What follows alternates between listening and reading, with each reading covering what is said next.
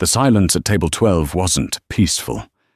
It was a weapon, wielded by a small boy against the formidable arsenal of his father's wealth and impatience. Alistair Finch, a man whose name was etched in steel on the skylines of a dozen cities, could not command a simple dinner order from his 9-year-old son, Julian. The boy just stared at the heavy, embossed menu, his small hands tracing the gold leaf, his silence a fortress. "For the love of God, Julian," Alistair's voice, a low growl accustomed to rattling boardrooms, sliced through the hushed elegance of the sovereign. "Just point, it isn't calculus." He looked up, his gaze sweeping the room for a target, and found one in the approaching waitress. He waved a dismissive diamond-cuffed hand at her. "You. Perhaps you'll have better luck." A cruel, humorless smirk twisted his lips. "Go on. Talk to my deaf son." The ambient murmur of the restaurant, the clink of crystal silver, the soft laughter from the city's elite, died.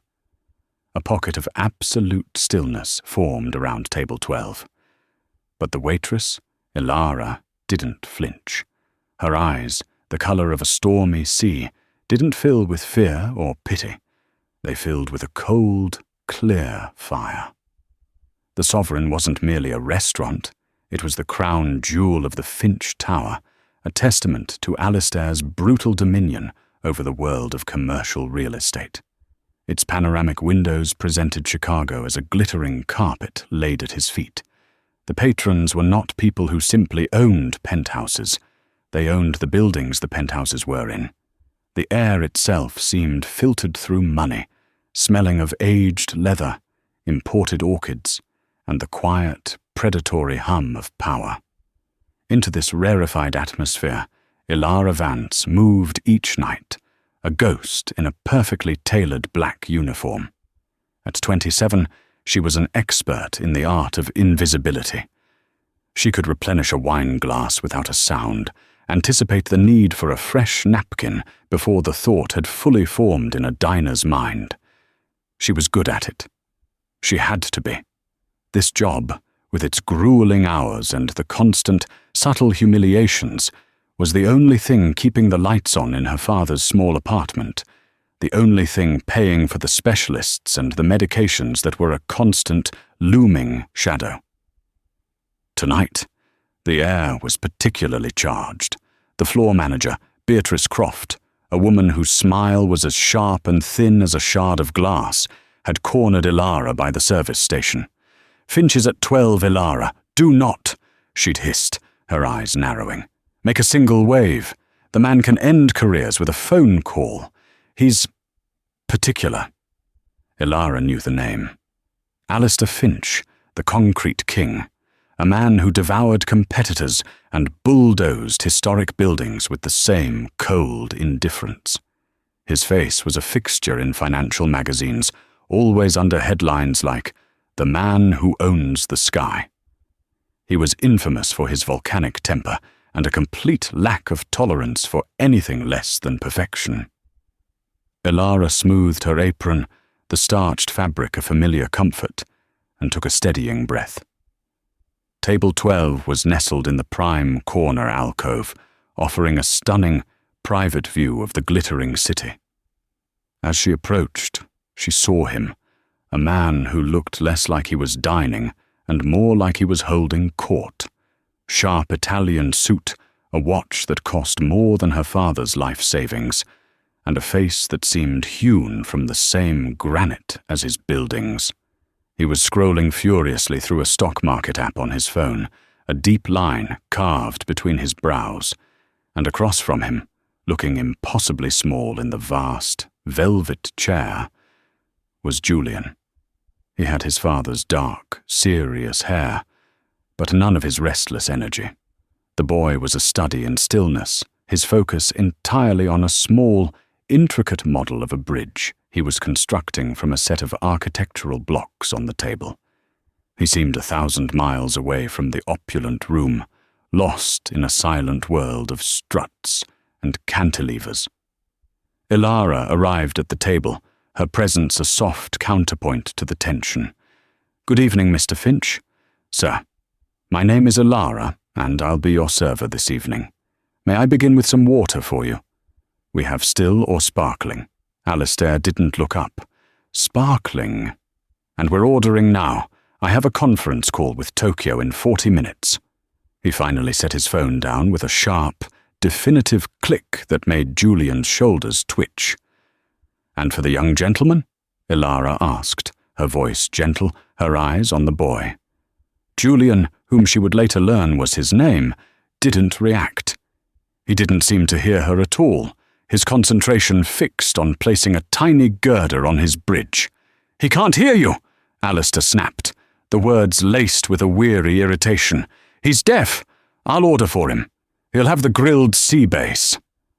"And a glass of milk." Ilara offered a tight, professional nod, but her eyes lingered on Julian. The boy was now looking at his father, his brow furrowed. He shook his head. A minute, almost imperceptible gesture. He then tapped one of the architectural blocks. "What is it now?" Alistair sighed, the sound of a man at the absolute end of his rope. "The sea bass is good for you, Julian. It's brain food." Julian shook his head again, more insistently this time. He picked up the enormous menu, his small hands fumbling with the heavy leather cover. He opened it and pointed, his finger jabbing at a description. What?" Alistair leaned forward, squinting. "The Sovereign Burger." "Absolutely not. I am not paying $120 for a glorified hamburger, and you are not eating ground beef and cheese before bed. You will have the fish." Julian's face crumpled. He slammed the menu shut with a bang that echoed in the alcove. He crossed his arms over his chest, his lower lip trembling. It was a silent, furious rebellion, but the defiance radiating from him was as potent as any scream. Alistair Finch's face darkened to a dangerous mottled red. The public display of defiance, the utter lack of control over his own son, was a profound humiliation. He glanced around, his eyes landing on Ilara, still standing there, a silent witness to his failure. Her quiet presence seemed to catalyze his frustration into a full-blown detonation. "What are you staring at?" he snarled, his voice a low, vicious whip-crack. "You find this entertaining? You think you could do better?" Ilara was rooted to the spot. Beatrice's warning, "No waves," was a siren in her head. "Go on," Alistair sneered, gesturing with his chin toward his silent, seething son. "You're the service, so serve. Talk to my deaf son. Fix my problem, waitress." The world seemed to recede. The distant chatter, the city lights, the weight of her own exhaustion. It all vanished.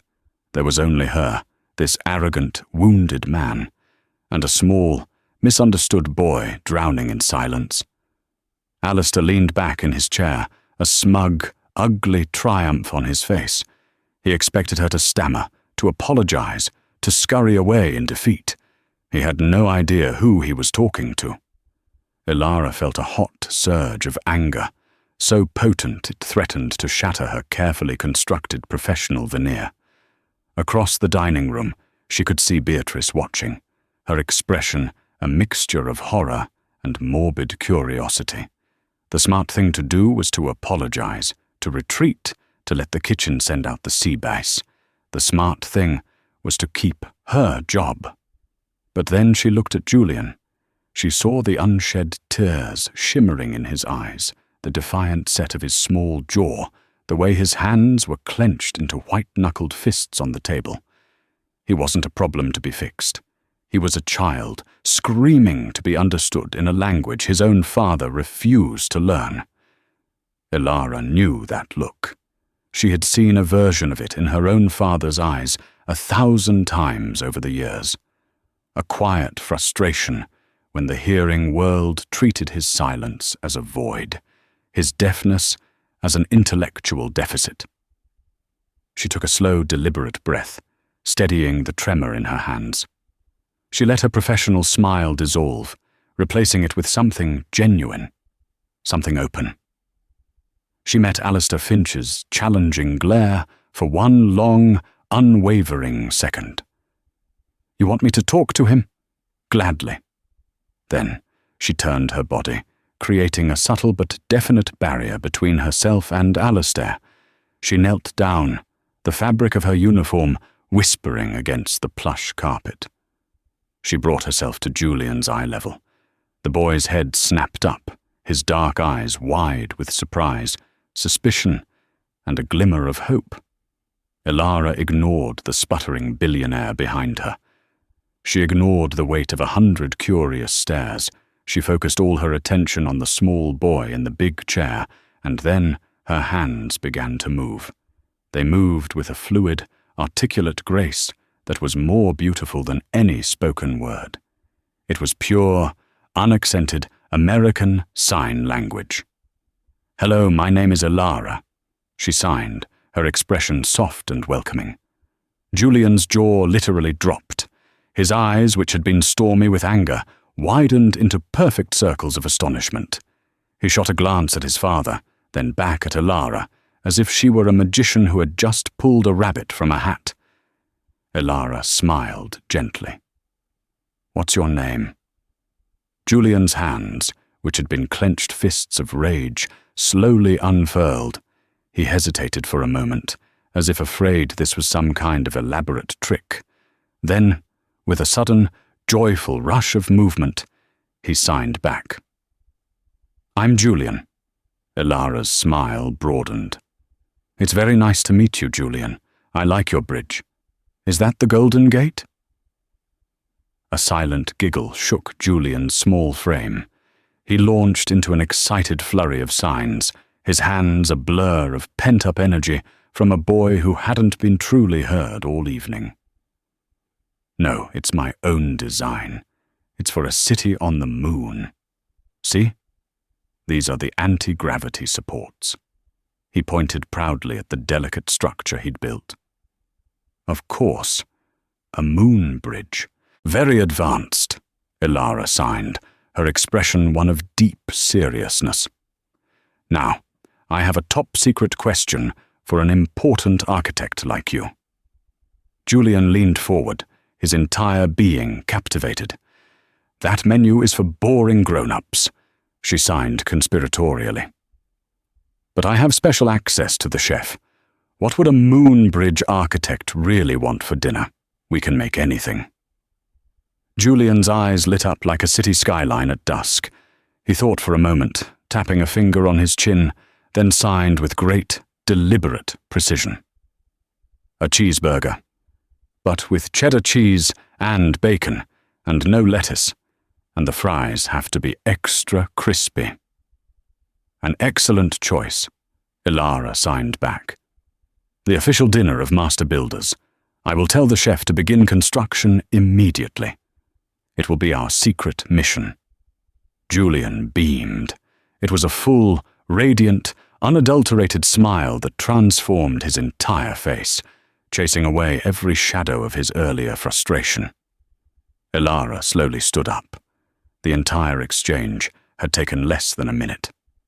She turned to face Alistair Finch. The billionaire's face was a canvas of profound, staggering shock. The arrogant red had drained away, leaving him pale.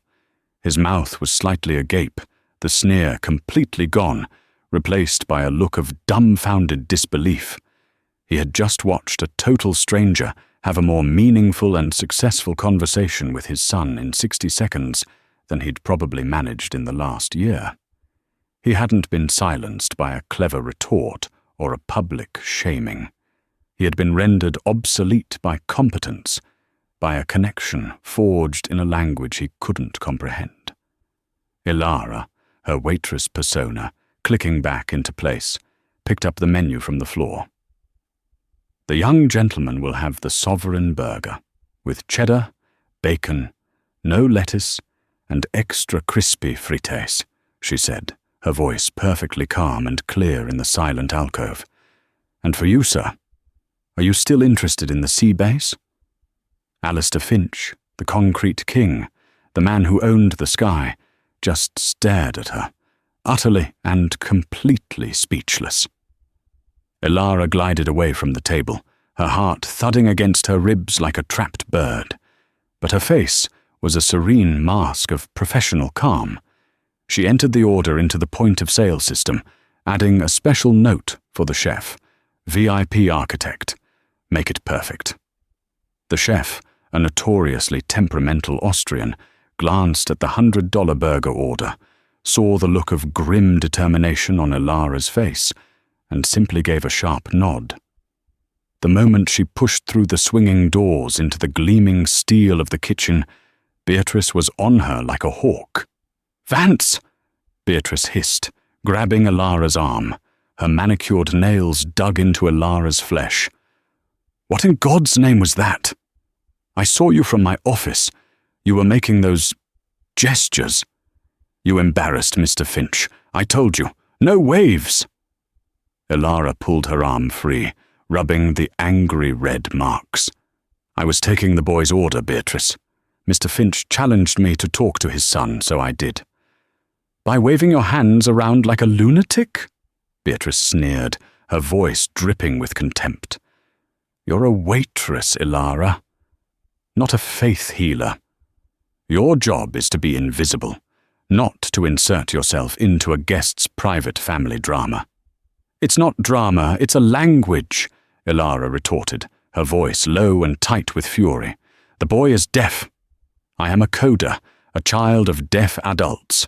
I am fluent in ASL. I communicated with him, de-escalated a tantrum his father was causing, and took his order." "I don't care if you were speaking Martian," Beatrice snapped, her face flushed with rage. "You overstepped. Finch is the most important patron we have. If he complains, and he will complain, he always does, it's your job, Ilara. Do you understand me? You are on perilously thin ice." Before Ilara could reply, the service bell chimed. Julian's burger was ready.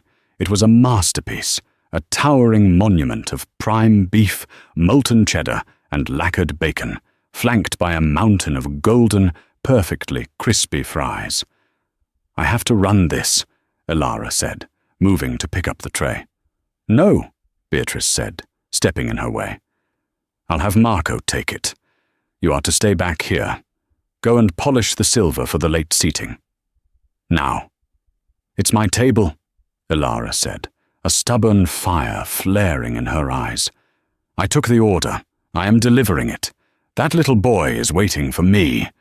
She sidestepped the spluttering manager, hoisted the heavy wooden tray, and pushed back out into the dining room, her stride purposeful and unwavering.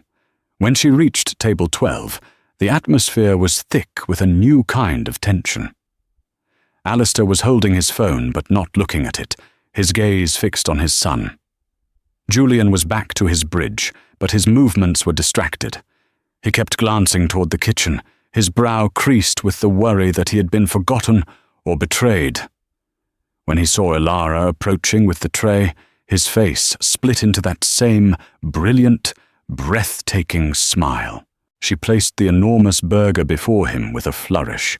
"Careful, the plate is hot," she said, enunciating clearly for him to lip-read, and then signed, "The master builder's feast is served. Enjoy." Julian giggled and, with great ceremony, picked up the burger, which was nearly as big as his head. He took a massive bite, a smear of ketchup and cheese instantly decorating his cheek, and gave Ilara a very deliberate and enthusiastic thumbs up.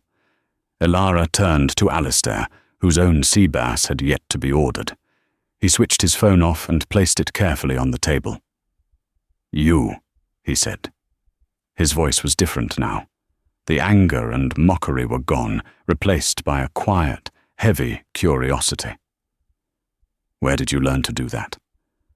"I grew up with it, sir," Ilara said simply. "Grew up with it? Like learning the piano?" Ilara felt the familiar, weary sting of that particular brand of ignorance. No, sir. Like learning to speak. My parents are deaf. This information landed with the force of a physical blow. Alistair leaned back as if shoved. A coda. This wasn't some elective course she'd taken in college. This was her native tongue. It explained the effortless fluency, the intuitive connection that had so completely and utterly bypassed him. My wife, Alistair began, then stopped, clearing his throat. The admission seemed to cost him something. Julian's mother. She handled all of that. She was fluent. She was his bridge to the world. I was busy. He looked away, out the window at the city he had conquered, a kingdom that had left him a foreigner at his own dinner table. She passed away 3 years ago. The confession hung in the air, stark and raw. Suddenly, the arrogance, the impatience, the cruelty. It wasn't just a character flaw. It was the frantic, clumsy armor of a man drowning in a grief and a responsibility he was utterly unequipped to handle. He could orchestrate a billion-dollar merger across 3 continents, but he couldn't cross the 3 feet of silence separating him from his son. I've hired tutors, he muttered, more to himself than to her. The best in the country. They all quit. Julian, he won't engage. He's become so withdrawn. He hasn't smiled like that in... He trailed off, watching his son meticulously dip a single perfect fry into a dollop of ketchup. He's not a business problem, Mr. Finch, Ilara said, her voice quiet but firm as steel. He's not a line item to be outsourced. He's a little boy who lost his mother and is terrified he's losing his father, too. Alistair's head snapped toward her, the old fire flashing in his eyes. I talk to him constantly. No, Ilara said, holding his gaze, refusing to be intimidated. You talk at him. You order him food he doesn't want.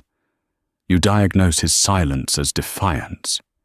You get angry at the world for his deafness, and he feels it every single second. He's not withdrawing from the tutors, Mr. Finch. He's withdrawing from you. No one had spoken to Alistair Finch like that in decades. He was, for the second time that night, rendered completely inert. The remainder of the meal passed in a strange, muted quiet. Alistair never did take his call with Tokyo. He just sat there, nursing a single glass of scotch, and watched his son devour a $120 hamburger. He watched the subtle, silent exchanges between Julian and Ilara, a quick signed question. More milk? A nod? A smile. He was witnessing a fluency he couldn't buy, a connection he couldn't command. When Ilara came to clear the plates, Julian, his belly full and his mood transformed, was sketching furiously on a napkin. He tore it off and held it out to her. It was a drawing of a stick figure in a waitress uniform, holding a tray with a giant hamburger on it. Next to her was an intricately detailed drawing of his moon bridge. Underneath, in the wobbly print of a 9-year-old, he had written, Ilara, the bridge builder. Ilara's throat tightened. She took the napkin, her hand trembling slightly. Thank you, Julian. I will keep this forever. She signed. Promise? He signed back, his eyes wide and serious. Promise. She folded the napkin carefully and tucked it into her apron pocket. When it was time for the bill, Ilara presented the leather folder. Alistair took it, signed the credit card slip without a glance at the total, and scribbled something on it. Then he pulled a heavy, black business card from a silver case. He slid the folder back across the table to Ilara. Wait, he commanded softly. She opened the folder. The bill was for just over $200. On the tip line, Alistair Finch had written, in a bold, decisive script, 10,000 $. Ilara gasped. It was half a year's salary. It was her father's next 6 months of physical therapy and specialist visits, paid in full. But that wasn't all. Tucked under the receipt clip was his business card. On the back, he had written, "Finch Tower, tomorrow, 9 a.m. This is not a request." Ilara looked up, her mind a whirlwind. Was this a bribe, an apology, a summons? "Mr. Finch, I can't possibly accept this," she stammered, trying to push the folder back. "Yes, you can," he said flatly. "It's a gratuity for extraordinary service." His eyes held a flicker of something complex, not arrogance, but a raw, desperate plea. "And that," he tapped the business card, "is a job offer. Be there." He stood, straightened his jacket, and then did something that stunned Ilara. He walked around the table and gently touched Julian's shoulder. "Time to go," he signed. The sign was clumsy, misshapen, the hand shape all wrong, but the meaning was clear. Julian understood. He gathered his architectural blocks, slid out of the booth, and for the first time that night, he slipped his small hand into his father's. As they walked away, Beatrice descended on the table like a vulture on a fresh kill. "Well, did he complain?" "What did he say?" She spotted the bill folder, snatched it up, and her eyes fell on the $10,000 tip. Her face went from flushed with anger to a pale, sickly shade of envy. What did you do?" she whispered, her voice thick with suspicion. "I served him his dinner," Ilara said, her hand closing around the sharp corner of the business card in her pocket. $10,000, Beatrice breathed, her mind clearly constructing a sordid narrative of manipulation and seduction. "You think you're clever, don't you, Vance? You think you've sunk your hooks into him now." "It was a tip, Beatrice. Now if you'll excuse me, I have other tables." Ilara walked away, leaving her manager stewing in a venomous broth of jealousy and rage. As she headed for the locker room at the end of her shift, she felt the folded napkin in one pocket and the heavy business card in the other. One was a bridge, the other a command. She had a sinking feeling that by trying to cross one, she was about to burn the other. The next morning, Ilara stood in the lobby of Finch Tower, a canyon of black marble and smoked glass designed to make mortals feel like insects. She was escorted to the penthouse floor by a silent man in a dark suit. The elevator opened directly into Alistair Finch's office, a cavernous space with a wall of glass that offered a view of Chicago that only God and Alistair Finch were privy to. He was standing by the window, already in a full suit, a mug of coffee in his hand. "You're punctual. Good." He didn't turn around. "Julian, he slept with that napkin you gave him. He called it the blueprint." "My name is Ilara," she said, her voice steady. "Ilara," he repeated, finally turning to face her. In the stark morning light, he looked haggard, the billionaire armor stripped away to reveal a tired, lost man. "I am offering you a position. I will pay you 10 times what you make at that restaurant. 20 times. Name your price." "A position as what, Mr. Finch?" she asked, crossing her arms. "I don't know," he admitted, running a hand through his perfectly styled hair, messing it up. "Interpreter, tutor, companion for Julian. You'll live here, in the guest wing. You'll travel with us. You will facilitate." The clinical corporate word hung in the air. Ilara felt a slow, hot anger building. "You want to hire me to be a human translation app," she stated, her voice dangerously quiet, a convenient accessory so you don't have to do the work yourself. "I want to hire you to help my son," he shot back, his frustration flaring. "No, Mr. Finch, you want to hire me to help you," Ilara countered, taking a step forward. "You want to throw money at the silence because you're terrified of it. You want to outsource fatherhood. Well, I'm sorry, but that's a position I'm not qualified for, and frankly, one I find insulting." He stared at her, stunned.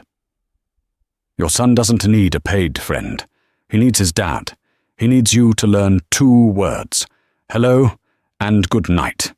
He needs you to learn how to sign his name. That's where you start. But you're not asking for that. You're asking for a shortcut. She shook her head. So no, Mr. Finch, I decline your offer. I will not be your convenient excuse to continue ignoring your son. She turned and marched toward the elevator, her heart pounding. She had just insulted one of the most powerful men in the country and thrown away a fortune. Wait, he called out, his voice small, broken. She paused, her hand hovering over the call button, but didn't turn back. You're right, he said, the words sounding like they were being torn from him. I don't know how, I don't know where to begin. His mother, she was the bridge. Without her, I'm just standing on the wrong side of the canyon. Elara finally turned. The great Alistair Finch looked utterly defeated. You begin, she said, her voice softening almost imperceptibly. By taking 1 step. You learn to sign bridge. He's been waiting his whole life for you to start building. She pressed the button. The elevator doors slid open. So you're just walking away? He asked, a note of desperation in his voice. I have a shift to get to, Mr. Finch. You're going back to that place? After that tip? I have a father to support. I earn my money. I don't take handouts. She stepped into the elevator. As the door slid shut, the last thing she saw was Alistair Finch, standing alone in his glass kingdom, looking completely and utterly lost. Elara arrived at the Sovereign 15 minutes early, her mind still reeling. She felt a terrifying mix of pride and panic.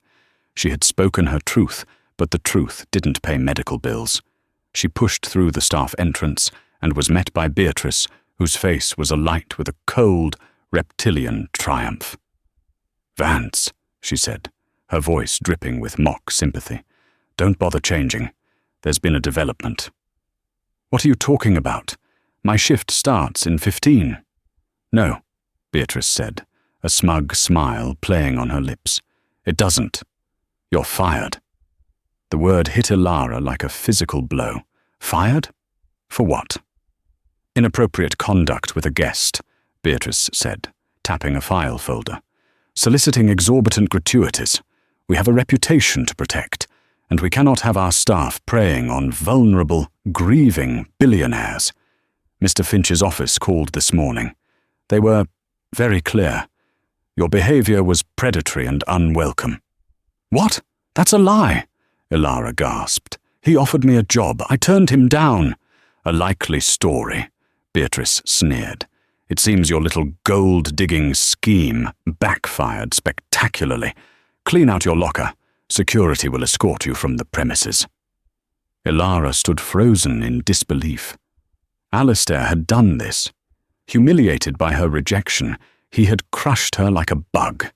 He had reinforced the very prison of silence around his son by firing the one person who could have helped him.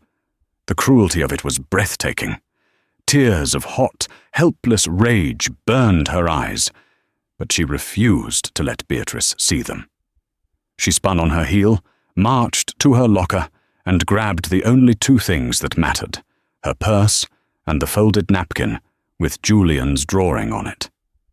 2 burly security guards walked her out the back door like a common criminal, dumping her into the service alley.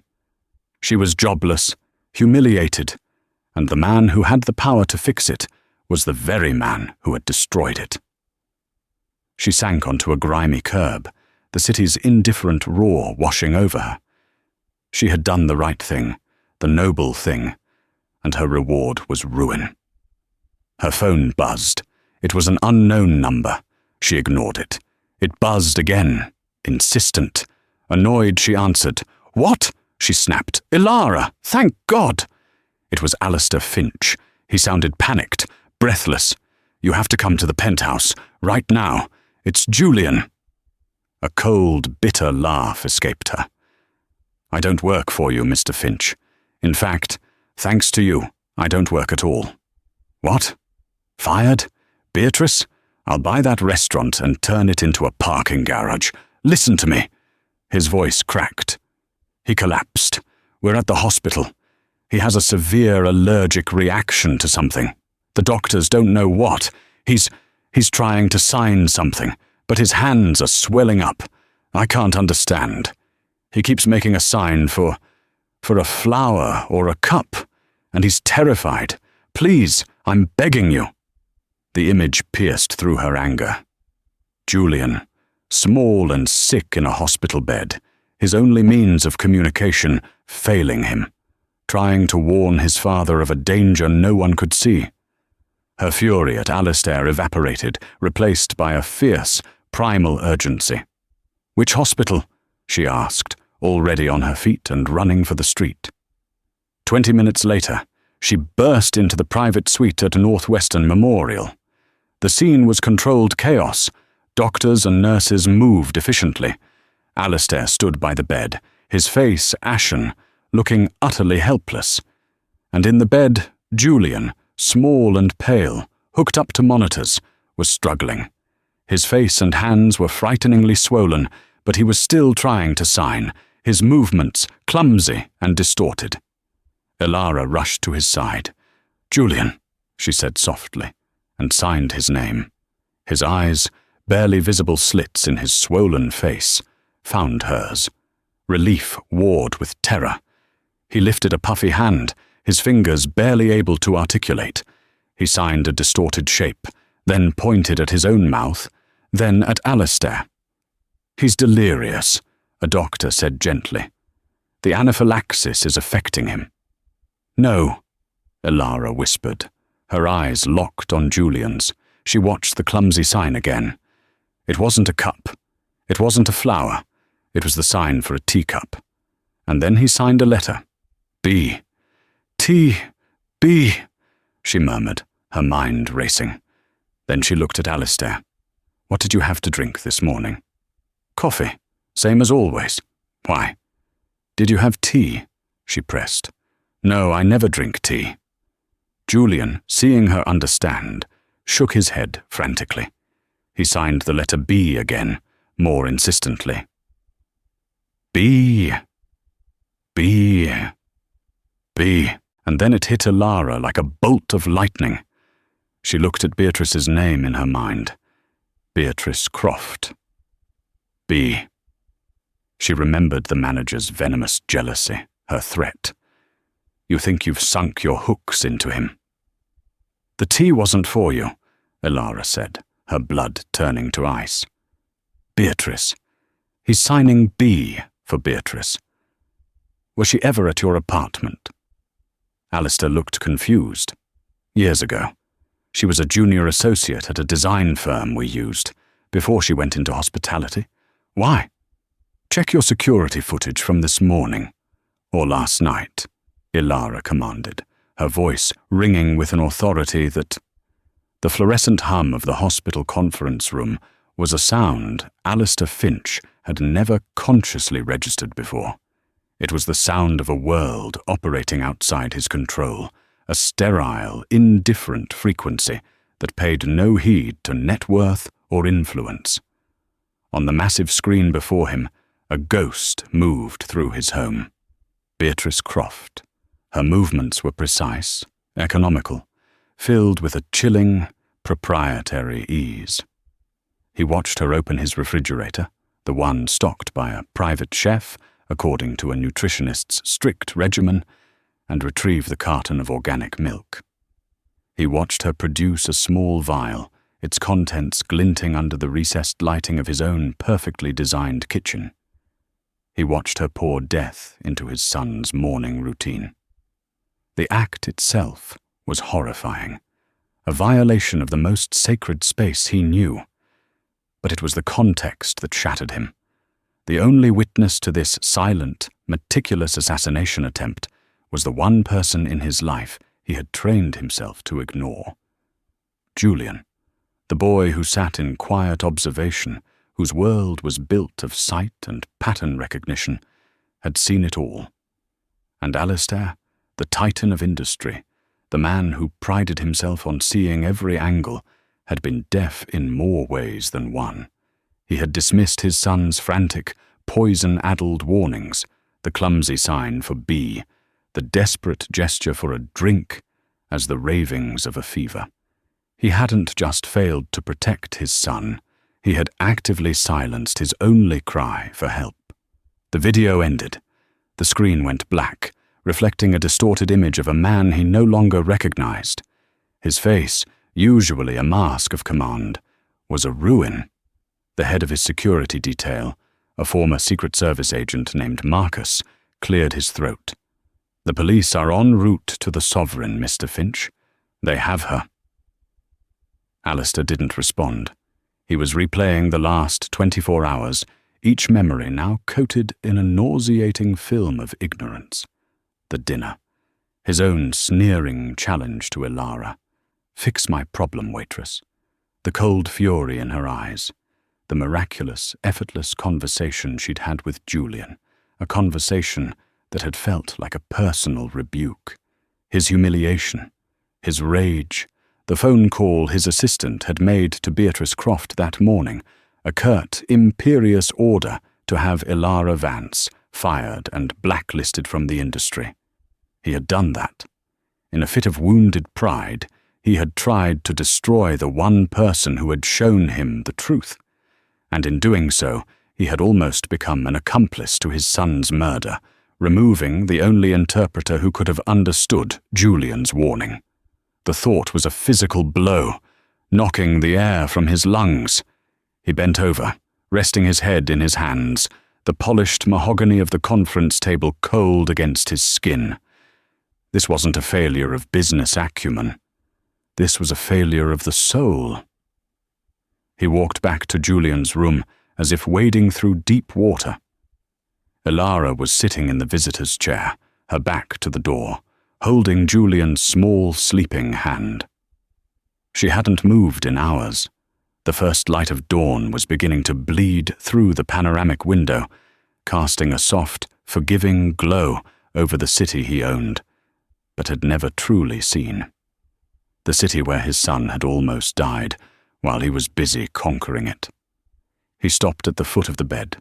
The rhythmic beep of the heart monitor was a fragile metronome, counting out the seconds of a life he had almost lost. "He saved his own life," Alistair whispered. The words were gravel in his throat. He saw everything, and I couldn't understand. I called him a problem. The confession broke something sealed deep inside him. A tremor started in his chest, a tectonic shifting of grief and shame that had been suppressed for years. A single tear, hot and alien, traced a path down his cheek. He did not wipe it away. "I have been," he said, the words thick with a self-loathing so profound it felt like it could dissolve his bones. Such an arrogant, blind fool. Ilara turned, her expression unreadable in the dim light. There was no pity in her eyes, but the fury from the night before had been replaced by a deep, bone-weary exhaustion. She looked at this broken man, this king dethroned in a hospital room, and saw not a monster, but a tragedy. He finally met her gaze, his own eyes stripped bare of their power. "You were right," he said. "In my office, you told me he needed his dad, not a human translation app. You told me I was looking for a shortcut." He gestured vaguely toward the window, at the sprawling metropolis below. "I've spent my life building things, towers of steel and glass. But you said I needed to build a bridge to my own son. I don't even know how to lay the first stone." He took a hesitant step closer. "Please," he said, and the word was utterly foreign on his tongue, stripped of command, leaving only the raw, desperate plea of a drowning man. "Show me. Teach me." For a long moment, the only sound was the steady beep of the monitor, Ilara studied his face, searching for the trick, the angle, the transaction. She found nothing but raw, unvarnished devastation. He wasn't trying to hire her anymore. He was begging for help. Slowly she sat up straighter, the weariness in her posture giving way to a flicker of purpose. "Okay," she said, her voice a soft murmur. "Okay, Alistair. We start with the most important word." She held up her right hand, her fingers moving with familiar grace as she spelled it out. Julian. He watched her hands as if they were performing a complex surgical procedure. Then he lifted his own. His hands, which could command boardrooms and sign billion-dollar contracts with a flick of a pen, were clumsy, stiff, like blocks of wood. He tried to mimic her, his fingers fumbling the shapes. The I was a clumsy hook. The L was rigid. He failed and tried again and again. His brow, usually furrowed with the weight of global markets, was now knotted in a far more profound concentration. "Good," she said softly, when he finally managed a recognizable, albeit clumsy, sequence. She then showed him the sign for "my son," a gesture from the forehead, the place of thought, to the cradle of the arms. She showed him how to cross his arms over his chest for love. And then, the hardest one. She showed him the sign for "I am sorry," a closed fist circling over the heart. He practiced them in the quiet dawn, a billionaire whispering a foreign language with his hands, until a small stir from the bed made them both freeze. Julian's eyes fluttered open. They were still puffy, but the terror was gone, replaced by a hazy confusion. He saw his father standing there, and a flicker of fear, a memory of the poison and the hospital, made him tense. Then he saw his father's hands. They were shaking, but they were moving. Alistair looked at his son, his face a mask of clumsy, desperate sincerity. And he began. The signs were halting, horribly articulated, with the thickest, most awkward accent Ilara had ever witnessed. "My son. Julian. I love you. I am sorry." Julian stared, his mind slowly processing the impossible sight. He glanced at Ilara, his eyes wide with a question she couldn't answer. She simply nodded, a slow, encouraging motion, tears finally welling in her own eyes. He looked back at his father, at this giant of a man making himself small, offering a clumsy, broken apology in a language he had always disdained. And a profound understanding, the kind that only children possess, dawned on his face. With his small, still slightly swollen hands, he signed back, the movements clear, perfect, and imbued with a grace his father could only dream of. "I know, Dad. It's okay." Alistair Finch crumbled. It was not a quiet weeping. It was a complete, violent undoing. He fell into the chair by the bed and sobbed, burying his face in his hands, as 3 years of unshed grief for his wife, a decade of guilt for his emotional absence, and the sheer, stark terror of the last 12 hours finally broke free. It was the sound of a fortress being demolished from the inside out. And Julian, his silent son, the problem he had failed to fix, reached out a small hand and patted his father's heaving shoulder, the child comforting the man, bridging the chasm between them with a simple, forgiving touch. The weeks that followed were an exercise in awkward reconstruction. Alistair, accustomed to solving problems by writing checks, first tried to throw money at his guilt. He had a cashier's check for an obscene amount delivered to Ilara's small apartment, along with a deed to a condominium overlooking the park. He'd also had Beatrice Croft's case file, personally flagged by the district attorney for the most severe charges possible. Ilara sent the check and the deed back via courier with a single, handwritten note. This is not a transaction. It was the beginning of a new negotiation, one conducted not in a boardroom, but over lukewarm coffee in her father's cramped, sun-drenched living room. Alistair had insisted on meeting him, an act of penance Ilara had grudgingly allowed. She watched the two men, separated by a universe of wealth and experience, find a strange, silent common ground. Her father, Joseph, a retired carpenter whose hands were gnarled from a lifetime of labor, but moved with an articulate poetry when he signed, was unimpressed by Alistair's reputation. He judged the man solely on the sincerity in his eyes and the clumsy determination in his hands as he tried to sign, "Hello. It is an honor to meet you." Joseph had looked at Alistair's attempt, then at his daughter, and signed, "His accent is terrible, but his heart is in the right place. He is a beginner." The terms of their new arrangement were laid out there on Joseph's worn coffee table. Ilara would not be his employee. She would be a consultant, a tutor. 3 sessions a week for him and Julian together. He had to do the homework. Her father's comprehensive medical care would be covered, not as a gift, but as her professional fee. The $10,000 tip, which she had never cashed, would be set aside for something else, something they would decide on later. The first session in the Finch penthouse was a disaster. Alistair, falling back on old habits, had a catered lunch and an agenda printed on heavy cardstock. He treated it like a corporate training seminar. "This is not a business meeting, Alistair," Ilara had said, pushing the agenda aside. "This is family dinner. And tonight, you are going to learn how to ask Julian about his day. And you are going to listen to the answer." The learning was a brutal, humbling process for him. The language of business was direct, aggressive, built for conquest. ASL was a language of nuance, expression, and connection. His face, so used to a mask of stoic control, had to learn to convey questions, joy, and sorrow. His body, held in the rigid posture of power, had to learn to be part of the conversation.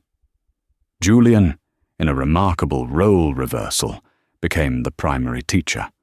He would gently take his father's large hand and reposition his fingers, a patient smile on his face as the concrete king repeatedly failed to sign the word spaghetti without looking like he was wrestling an octopus. One evening, months into their lessons, Alistair was watching a news report about the Beatrice Croft trial. Her defense was painting a picture of a woman scorned, professionally and personally, by a ruthless tycoon. "She says I ruined her," he muttered, his hand stilling over the architectural model he and Julian were building on the living room floor. Ilara, sitting across from them, didn't look up from her book. "Did you?" Alistair was taken aback. "She tried to murder my son." "Before that," Ilara clarified, finally meeting his gaze. "She worked for you, years ago. You said so at the hospital. What happened?" He was silent for a long time. "She was on a design team for one of my first towers," he admitted, his voice low. "She was brilliant, ambitious, but she cut corners on a structural assessment, tried to hide it. I found out. I fired her and made sure she never worked in commercial architecture again. I didn't just end her career, I vaporized it." He looked down at his hands. "I thought it was justice. Now, I see it was just power." He had created his own monster, then had been surprised when it came back to bite. It was a pattern, he was realizing, that defined his entire life. It was during that same week that the idea was born. Ilara was describing the financial struggles of a friend's family, trying to afford the specialized educational tools for their newly diagnosed deaf toddler. "The resources are out there," she said, "but they're behind a paywall. It's like the bridge is built, but there's a toll booth in front of it that most people can't afford." The old Alistair would have written a check. The new Alistair listened. He looked at Julian, who was explaining the principles of a cantilever to him with a series of elegant, precise signs. He looked at the napkin drawing. Elara, the bridge builder, which he had framed and hung in his study. We could build a new bridge. He signed to Elara, the idea forming in his mind. One without a toll. 6 months after the night that had almost ended everything, Elara stood on a brightly lit stage, the warmth of the lights a stark contrast to the cold fluorescence of the hospital. The auditorium was filled to capacity, a sea of faces, some listening with their ears, some with their eyes. The sign behind her, projected onto a massive screen, was a stylized logo of a bridge, its graceful arc echoing the design from Julian's napkin. It read, "The Bridge Initiative, Forging Connections Through Communication." As the Foundation's executive director, she looked out at the crowd. In the front row, her father sat, looking healthy and vibrant in a new suit, a proud smile gracing his lips. Next to him, Julian was practically vibrating with excitement, his hands a constant blur as he signed to his grandfather. "Silence is not an absence," Elara said, her voice steady and clear, while an ASL interpreter at the side of the stage mirrored her words with fluid grace. "For many, it is a native tongue. But for too long, the barrier between the hearing world and the deaf world has been treated as a wall, when it is, in fact, simply a space waiting for a bridge." She smiled, a genuine, unforced expression of joy. "Our mission is to provide the materials, the plans, and the labor to help every family build that bridge. It is now my honor to introduce the man whose vision and commitment made this possible. My boss, my most challenging student, and my very dear friend, Alistair Finch." The applause was a thunderous, unique symphony of sound and waving hands. Alistair walked onto the stage, and the transformation was breathtaking. The predatory stillness was gone, replaced by a quiet, centered humility. He wore his suit not as armor, but as clothing. He nodded to Elara, his eyes shining with a gratitude so profound it made her heart ache. Then he turned to the audience and stepped up to the podium. He adjusted the microphone, leaned in, and then pushed it away. He took a deep, centering breath, and his hands came up. He did not speak a single word. "Hello," the interpreter voiced, his words filling the auditorium as Alistair's hands moved. "My name is Alistair Finch. For most of my life, I believed my power came from my voice. It was a tool I used to command, to acquire, to build an empire of things. I was fluent in the language of contracts and capital, but I was illiterate in the language of my own heart, the language of my own son." He paused, his gaze finding Julian in the front row. Julian's hands were still, his attention completely fixed on his father.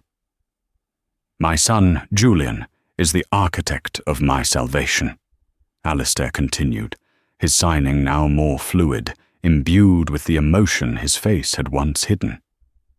"He is the bravest, wisest, and most observant person I have ever known. He taught me that listening is not an act performed with the ears, but an act of will performed with the eyes and with an open heart. He and our incredible director, Elara Vance, they did not just save my son's life, they saved mine from the prison of silence I had built for myself." His composure threatened to break, his hands trembling slightly. "They taught me that the most important structures we can ever build are not made of steel or stone. They are the bridges we build to each other. This foundation is not my gift to the community. It is my debt. It is my apology, and it is my promise. My promise to my son, and to all of you. We will listen. We will learn. We will build. Thank you." As the silent applause, The sea of waving hands erupted around him. Julian vaulted from his seat. He didn't run for a hug. He ran to a covered easel at the side of the stage, pulling off the velvet cloth with a flourish. Beneath it was a large, framed architectural rendering, a beautiful, intricate design for the Foundation's future headquarters. It was a stunning, light-filled building, and at its center, unmistakable, was the design of Julian's moon bridge. Alistair stared at it, his breath catching in his throat. He looked at Julian, who was beaming with pride. "Our first project, Dad." Julian signed, his small hands shaping a vision for the future. Alistair walked over and knelt before his son, pulling him into a fierce embrace. Ilara joined them, placing a hand on each of their shoulders. The three of them stood there, bathed in the warm light. The waitress who had refused to be invisible, the billionaire who had learned to be humble, and the boy who had spoken loudest in the quietest room. They were a family, not of blood, but of architecture, a structure built plank by painstaking plank, sign by deliberate sign, out of the ruins of a weaponized silence and into the light of a shared language.